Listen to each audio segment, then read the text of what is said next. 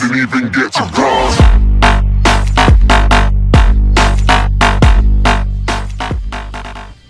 Go.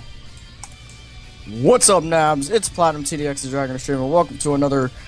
Wait, is it? No, it's not a Dragon Ball Universe video. It's just a Dragon Ball video. Well, really? No, it's just a public... Okay, whatever. Welcome to another video. And today I'm joined here by the DBZ Fag 123 and Dr. Fag. And, yeah. Yeah. That's exactly how it's gonna work, okay. Alright, so... Yeah. So yeah, today we're talking about Atari and their recent ties with Dragon Ball Z and if they should come back. And if they did come back, would Dimps, Spike, and Atari work together in some sort of fashion? So I'm going to throw it to DBZ God because I want to go last because I have a lot to say. Or I think I do. Now, I don't know, because if Atari came back or whatever, it would be really cool. But it depends what game they would make. Would they work on Xenoverse 2 together? Dimps, Spike, and all them, would they work on Xenoverse 2? Or what would they work on, essentially? Would they make a new DBZ game? If Atari did come back, it would be really cool, but... I don't know, in the long run, I don't see it happening, and plus it's going to be something new for them. I'm sure since for the PS4, Xbox One, and PC, with the more power and stuff like that, they can make a 10 times better game, and just a lot of kind of stuff right there, resources and stuff like that. So, I think it'd be cool if Atari did come back, though. Is that all? Yeah.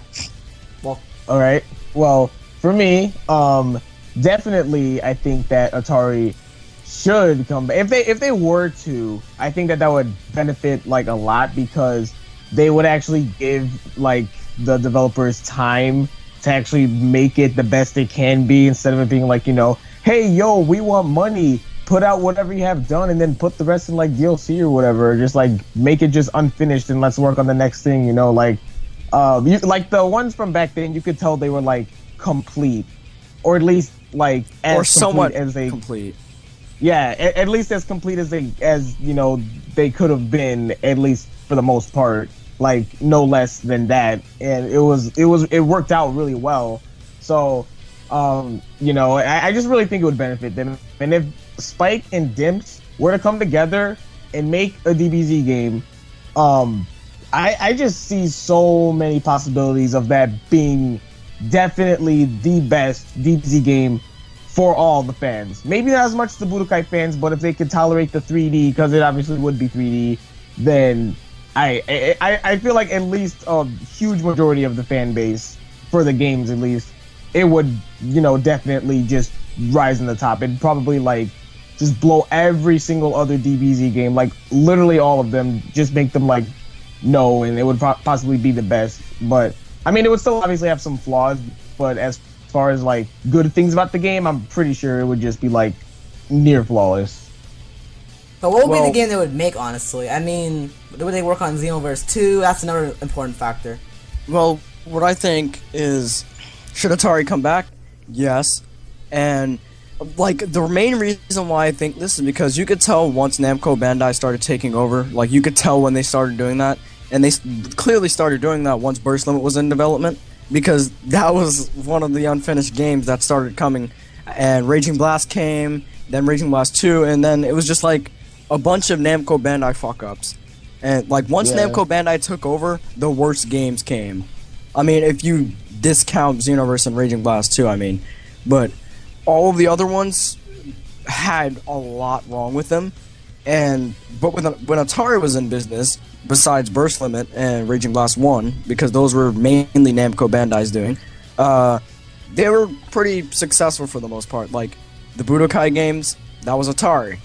Tenkaichi 3, that was Atari. Namco Bandai has no past, because that was back when Atari was one of the publishers. And they were actually encouraging the developers like, hey, do this will be awesome. But now Namco Bandai's like, oh, you're not done? Okay, let's ship out the game and make the rest DLC and not do anything else. And they really suck at making choices. And if Dimps and Spike and Art, whoa,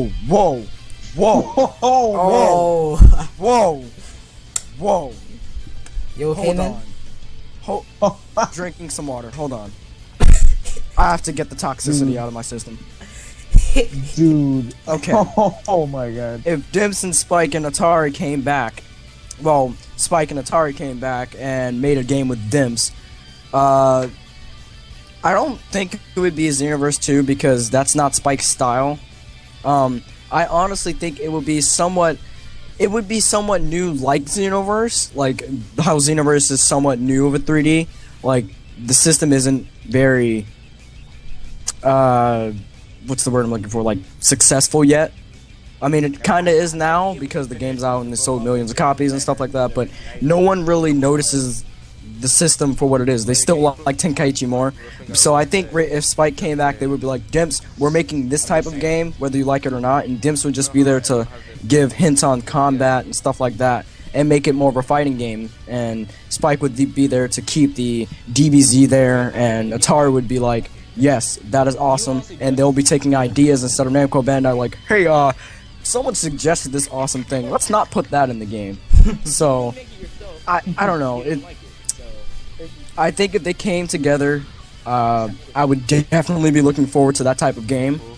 But as long as Namco Bandai isn't involved, because I fucking hate those dudes. Dang. Yeah. Also, I have one more question for the both of you guys, and anyone that's watching this video. If they were to team up, for me personally, I feel like it would be more. I feel like it would lean a little more to a DBZ simulator. But do you guys think it would lean more towards a DBZ simulator or like a DBZ like fighting game? With Spike involved, I definitely think it would be more of a simulator, since they can't really make a game with Dimps if Dimps wants to do something that they don't want to do.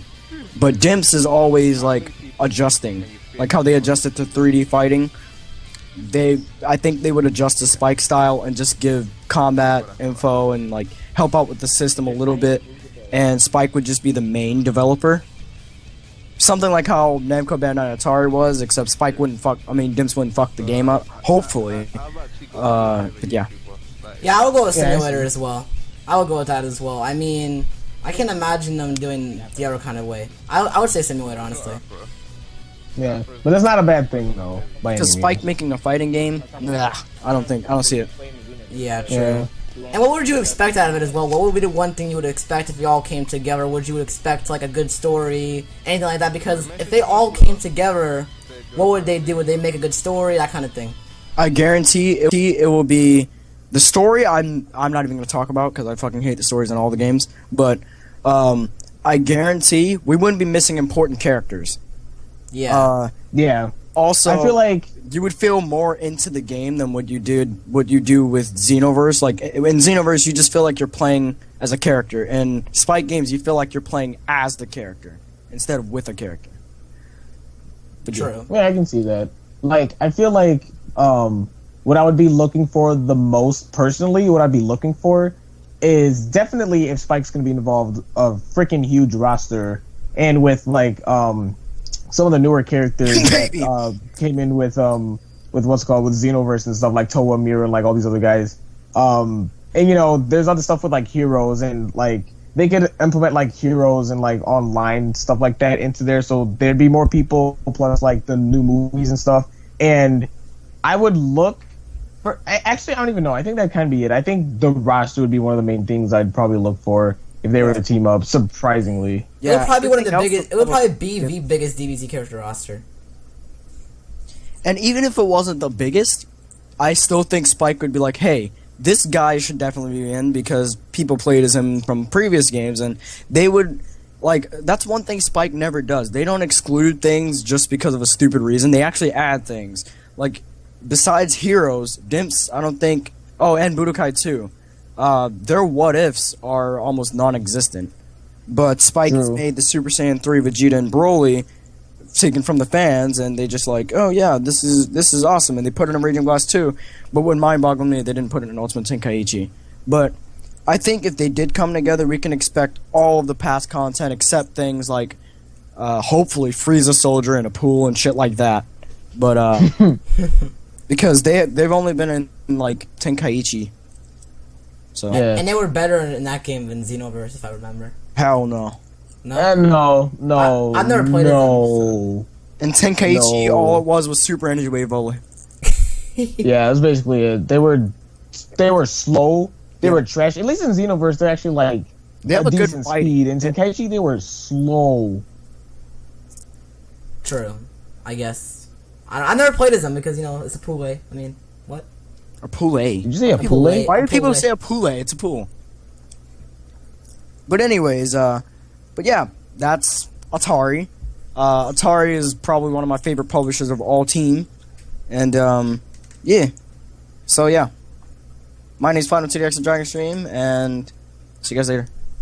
Peace. Bye.